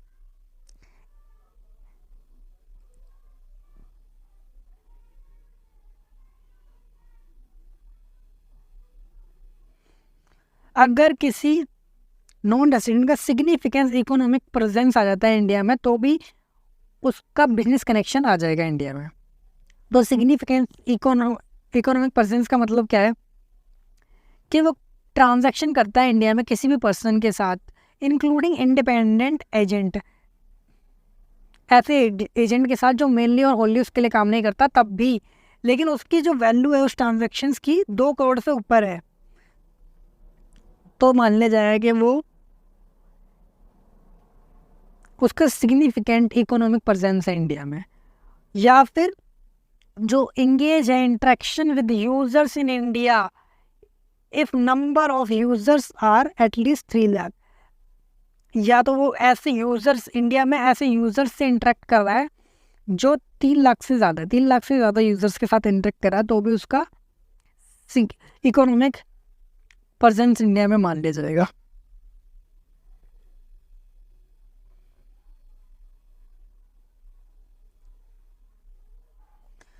जैसे मान लो यहाँ पे इस केस में एक एग्जांपल लेते हैं, अमेज़ोन के मान लो 20 करोड़ यूजर्स हैं इंडिया में और कोई भी उसका बिजनेस कनेक्शन नहीं है, तो लेकिन उसका सिग्निफिकेंट इकोनॉमिक प्रेजेंस हो जाएगा, तो वो बिजनेस कनेक्शन की डेफिनेशन में आ जाएगा। अब नेक्स्ट नोट क्या बोलता है, following shall not be treated as a deemed to be earn in India. ये कुछ इनकम है 4, इन 4 इनकमों को आप deemed to be earn in India नहीं मानोगे। पहला, purchase of goods in India for export, आपने कोई गुड्स को परचेज किया इंडिया से इंडिया में एक्सपोर्ट करने के लिए, तो वो deemed to be earn in India नहीं माना जाएगा। आपने एक नॉन रेजिडेंट, मान लो ये चाइना का एक पर्सन था नॉन रेजिडेंट, इसने इंडिया से गुड्स बाय किया और यूएसए में सेल कर दिया, तो ये बिजनेस कनेक्शन, ये डीम्ड टू बी अक्रूवराइज नहीं माना जाएगा। ये जो इसको इनकम होगी यूके से, ये डीम्ड टू बी अक्रूवराइज नहीं माना जाएगा। Second, collection of news in India और फॉर ट्रांसमिशन आउटसाइड इंडिया।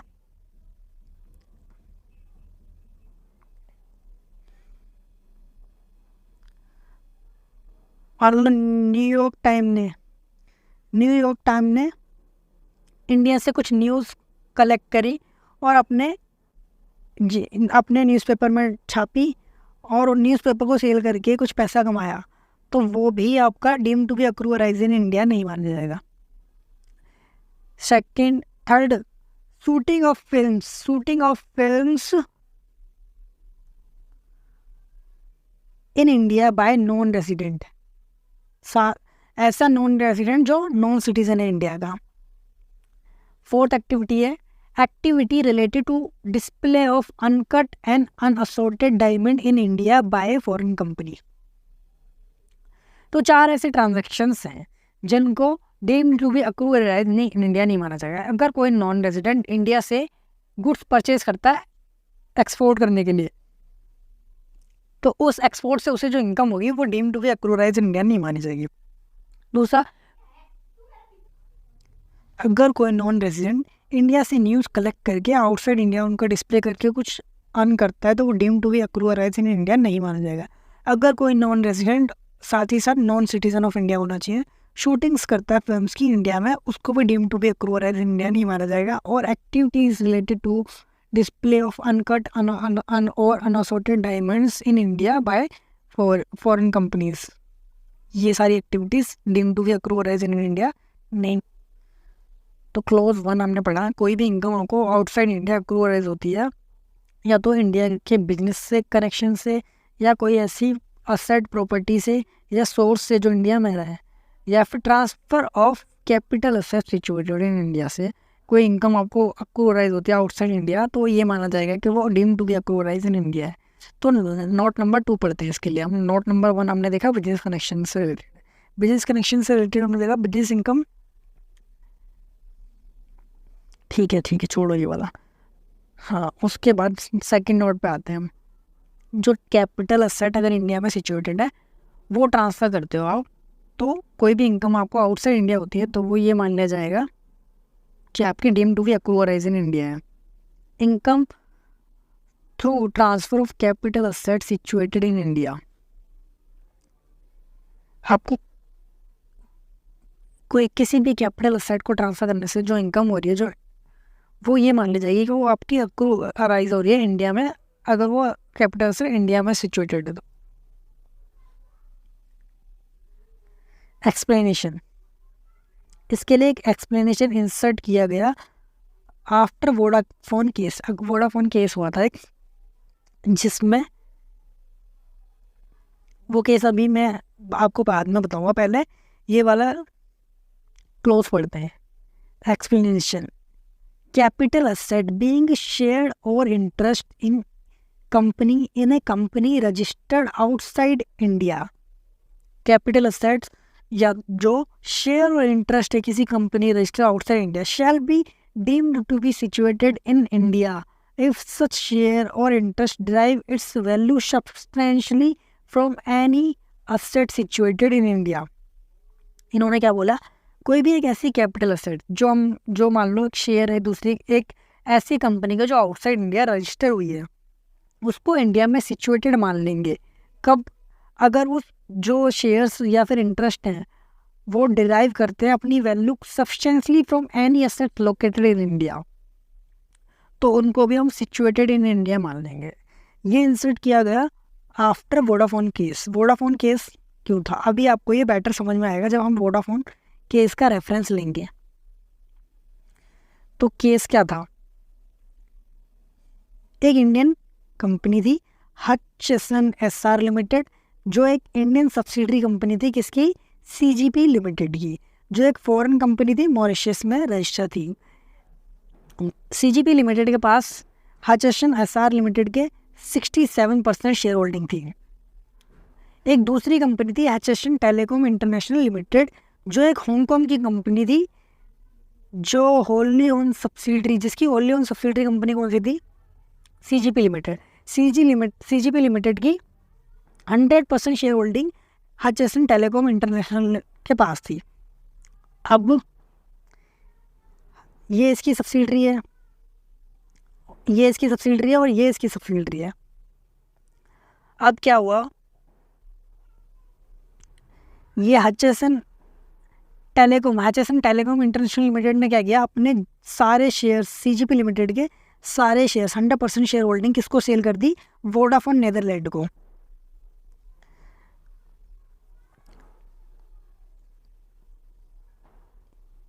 तो एक फॉरेन कंपनी ने दूसरी फॉरेन कंपनी जो नेदरलैंड में थी उसको एक तीसरी फॉरेन कंपनी के शेयर्स ट्रांसफ़र कर दिए, जिससे कैपिटल गेन नहीं आया, जिससे कोई भी कैपिटल गेन नहीं आया, क्योंकि कोई भी असेट इंडिया में सिचुएटेड नहीं था। तो लेकिन इसमें असेसिंग ऑफिसर एओ ने क्या बोला, जो आपकी कंपनी है ना सीजीपी के शेयर्स जो वैल्यू ड्राइव हो रही है, आपने भले ही इसके शेयर्स ट्रांसफ़र किए लेकिन कंट्रोल इस कंपनी का ट्रांसफ़र हो गया, क्योंकि 67% शेयर होल्डिंग इसके पास थी। तो हटचिसन ने सीजीपी के शेयर सेल किए पर कंट्रोल इसका ट्रांसफ़र हो गया, वोडाफोन के पास इसका भी कंट्रोल आ गया। तो एओ ने बोला कि आपके पास कंट्रोल इसका भी आ गया, तो आपको टीडीएस डिडक्ट करना था इसको जब आपने सेल किया। तो ये केस हुआ और इसके लिए नॉन टीडीएस एसएससी, इसको टीडीएस ना डिडक्ट करने के लिए एसएससी ने डिफ़ॉल्ट बना दिया और इस पर पेनल्टी लगा दी और केस चलता रहा। तो वो केस सुप्रीम कोर्ट तक गया, इंटरनेशनल कोर्ट तक गया। हाँ, तो असेसिंग ऑफिसर ने वोडाफोन नेदरलैंड वाली कंपनी को असेसिंग डिफ़ॉल्ट बना दिया कि ये टैक्सेबल थी। हटचिसन टेलीकॉम इंटरनेशनल लिमिटेड के अंदर जो कैपिटल गेन आ रहा था शेयर्स को ट्रांसफ़र करने से, सीजीपी लिमिटेड के शेयर्स ट्रांसफ़र करने से, जो हटचिसन टेलीकॉम लिमिटेड को कैपिटल गेन लगना चाहिए था इंडिया में, क्योंकि जो सीजीपी लिमिटेड के शेयर्स की जो वैल्यू है वो ड्राइव हो रही है हटचिसन एसआर लिमिटेड, जो एक इंडियन कंपनी है, और वोडाफोन के पास उसका कंट्रोल जा रहा है। तो वोडाफोन को हटचिसन हांगकांग लिमिटेड के हांगकांग वाली कंपनी के जो कैपिटल गेन है उस पर टीडीएस काटने की रिक्वायरमेंट थी। लेकिन हांगकांग वाली वोडाफोन वाली कंपनी ने क्या बोला कि हमारे पास ऐसी कोई रिक्वायरमेंट टीडीएस डिडक्ट करने की नहीं थी, क्योंकि कोई भी इंडिया की एसेट ट्रांसफ़र नहीं हुई, इसलिए ये इनकम इस कंपनी के हैंड्स में टैक्सेबल नहीं थी। तो ये लास्ट में वोडाफोन ये केस जीत गया, लेकिन उसके बाद सरकार ने ये अमेंडमेंट डाली, एक एक्सप्लेनेशन डाली कि कोई भी कैपिटल असेट्स का मतलब एक ऐसी कैपिटल असेट भी माना जाएगा जो शेयर्स या इंटरेस्ट हो सकते हैं किसी एक फॉरेन की कंपनी के, जो ड्राइव करते हैं अपनी वैल्यू को substantially from any asset situated in India. तो ये एक्सप्लेनेशन इसलिए डाली। अब सब्सटेंशियली का मतलब क्या है? Drive its value substantially means क्या था? Shares or interest shall be deemed to be drive its value from asset located in India if such on specified date the value of such asset is more than amount 10 crore. जो India में asset है वो more than 10 crore है, और जो represent करती है at least 50% of value of all assets owned by such foreign company. Foreign company की बैलेंस शीट में जो टोटल असेट्स है और जो इंडिया की उसमें और जो इंडिया की असेट है, मान लो कुछ ऐसी असेट जो इंडिया को रिप्रेजेंट करती है, इंडिया की असेट्स है, वो जो है एटलीस्ट 50% से ज़्यादा होनी चाहिए। जैसे ये एक फॉरेन कंपनी की बैलेंस शीट है, इसकी टोटल असेट्स 1000 करोड़ है और यहाँ पे 700 करोड़ के हैं एक शेयर से कंपनी के, इंडियन कंपनी के, तो ये more than 50% of total assets है। तो ये बात हो रही है यहाँ पर। तो ये वाला केस है कि 10 करोड़ से ऊपर होनी चाहिए और साथ ही साथ वो 50% ऑफ टोटल असेट्स को रिप्रेजेंट करनी चाहिए। तो उसका मतलब माना जाएगा सब्सटेंशियली ड्राइव हो रही है वैल्यू इंडियन असेट्स से। क्लोज सेकंड पे आते हैं। अभी हमने क्लोज 1 की पूरे तीनों पढ़ लिए, हम पढ़ रहे हैं deemed to be accrue arise in India. Clause second बोलता है salary earned for services render in India. किसी भी पर्सन ने सर्विसेज इंडिया में रेंडर करी तो उनको जो सैलरी मिल रही है वो इंडिया में टैक्सेबल होगी। Salary payable by government to Indian citizen for services render outside India. कोई इंडिया के सिटीजन्स हैं, इंडिया के सिटीजन्स हैं जो आउटसाइड इंडिया गवर्नमेंट जॉब कर रहे हैं, गवर्नमेंट ने उनको आउटसाइड इंडिया जॉब करने के लिए भेजा गया है, उनको गवर्नमेंट से सैलरी आती है लेकिन वो आउटसाइड इंडिया रहते हैं, तो उनको जो सैलरी मिल रही है वो हमेशा इंडिया में टैक्सेबल होगी, इंडिया में अक्रूवराइज होगी, इंडिया में टैक्सेबल होगी। डिविडेंड बाय इंडियन कंपनी, मान लो किसी नॉन रेजिडेंट को आईटीसी लिमिटेड ने डिविडेंड दिया तो वो जो डिविडेंड है वो इंडिया में टैक्सेबल होगा। 3 क्लोज हमने 3 क्लोज देख लिए, 4 क्लोज देख लिए हमने, जिसमें 2 क्लोज, एक क्लोज ऐसा था कि जो इनकम आपको आउटसाइड इंडिया हो रही है लेकिन वो या तो किसी बिजनेस कनेक्शन से हो रही है इंडिया में, या किसी असेट प्रॉपर्टी या फिर सोर्स से हो रही है जो इंडिया में, या कोई ऐसी कैपिटल असेट से हो रही है जो इंडिया में सिचुएटेड है, या कोई ऐसी कैपिटल असेट जो ड्राइव करती है अपनी वैल्यू इंडिया में सिचुएटेड असेट से।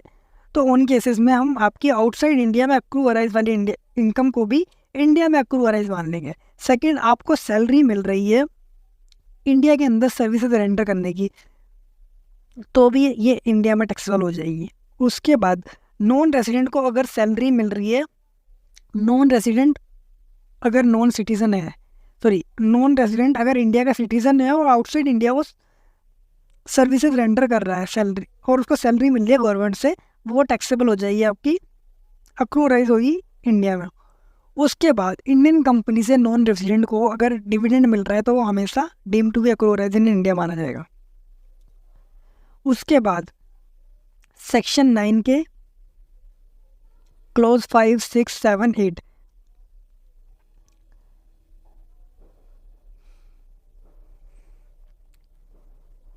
अगर नॉन रेजिडेंट को इंटरेस्ट मिल रहा है किससे, अगर नॉन रेजिडेंट को इंटरेस्ट मिल रहा है, रॉयल्टी मिल रही है, फीस फॉर टेक्निकल सर्विसेज मिल रहा है, ये 5th क्लोज है, ये 6th क्लोज है और ये 7th क्लोज है, ये 8th क्लोज है। अगर नॉन रेजिडेंट को 3 चीज़ें मिल रही हैं, या तो इंटरेस्ट, रॉयल्टी या फिर फीस फॉर टेक्निकल सर्विसेज मिल रही है। तो किस किस से मिल रही है? या तो इंडियन गवर्नमेंट से मिल रही है, या फिर पर्सन रेसिडेंट इन इंडिया से मिल रही है, या फिर नॉन रेसिडेंट से मिल रही है। 3 पर्सन से मिल रही है तो वो इंडिया में अक्रूवराइज मान ली जाएगी, interest, royalty, fees for technical services. लेकिन पर्सन रेसिडेंट इन इंडिया से 2 एक्सेप्शन है। अगर जो मनी बोरोड है, मान लो मनी बोरोड है एंड टेक्निकल सर्विसेज और रॉयल्टी जो यूटिलाइज हो रही है for the purpose of business profession outside India हो रही है, तो उस केस में क्या होगा?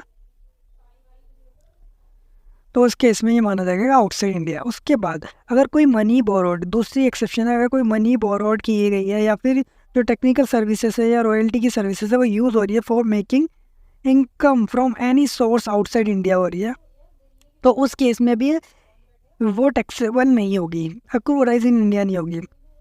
ये सारी इनकम है किसको मिल रही है? नॉन रेसिडेंट को मिल रही है, receive by non resident. Non resident को ये सारी चीज़ें मिल रही है, इंटरेस्ट मिल रहा है, रॉयल्टी मिल रही है, फीस फॉर टेक्निकल सर्विस मिल रही है।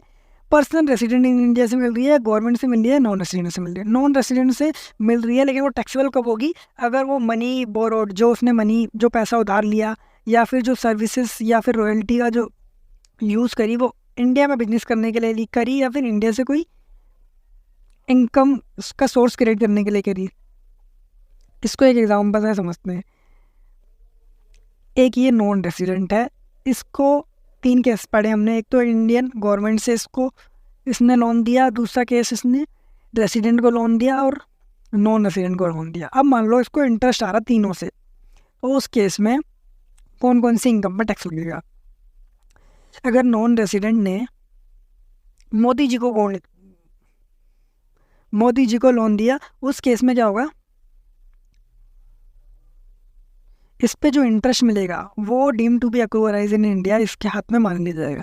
उसके बाद नॉन रेसिडेंट ने किसी रेसिडेंट को, इंडिया के रेसिडेंट को लोन दिया, तो वो लोन से जो उसको इंटरेस्ट की इनकम आएगी वो इंडिया में अक्रूवराइज मान ली जाएगी। लेकिन इसका एक एक्सेप्शन है, अगर जो ये रेसिडेंट बंदा है ये उसने लोन लिया है उसके पैसे को यूज़ करता है किसी भी बिजनेस प्रोफेशन आउटसाइड इंडिया के लिए, या फिर कोई ऐसा सोर्स क्रिएट करने के लिए जो इंडिया के बाहर है, किसी ऐसे सोर्स की इनकम के लिए जो आउटसाइड इंडिया है। मान लो इस नॉन रेसिडेंट ने इससे पैसा लिया और किसी फॉरेन कंपनी के शेयर्स खरीद लिए, तो उस केस में जो ये शेयर्स खरीदे इसने, तो इसको इंटरेस्ट की इनकम जो होगी वो अक्रूवराइज इंडिया में नहीं मानी जाएगी। और उसके बाद थर्ड केस, एक नॉन रेसिडेंट ने दूसरे नॉन रेसिडेंट को लोन दिया और ये नॉन रेसिडेंट अब उसको इंटरेस्ट दे रहा है, तो जो मनी बोरो अगर उसने करी है, अगर ये नॉन रेसिडेंट इस पैसे को इंडिया में इन्वेस्ट करके कोई बिजनेस प्रोफेशन में कर देता है इन्वेस्ट, और वहाँ से कोई इनकम आती है, यूज़ कर लेता है, तो जो इसको जो इंटरेस्ट मिल रहा है ये टैक्सेबल हो जाएगा, इंडिया में अक्रूवराइज हो जाएगा। सेम केस रॉयल्टी के लिए, फीस के लिए, टेक्निकल सर्विसेज के लिए भी। सेम एग्जांपल, लास्ट क्लोज 8 बोलता है income arising outside India being any sum of money paid without consideration by a person resident in India to a non-corporate, non-resident foreign company or to a resident and not ordinary resident where aggregate of such sum exceed rupees 50,000। अगर कोई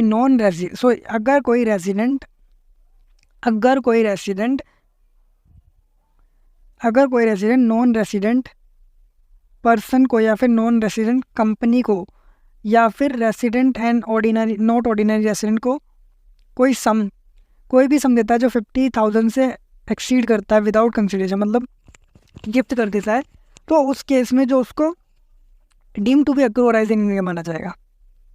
ये जो income होगी non resident को या foreign company को, ये deem to be accrue or arise in India मानी जाएगी।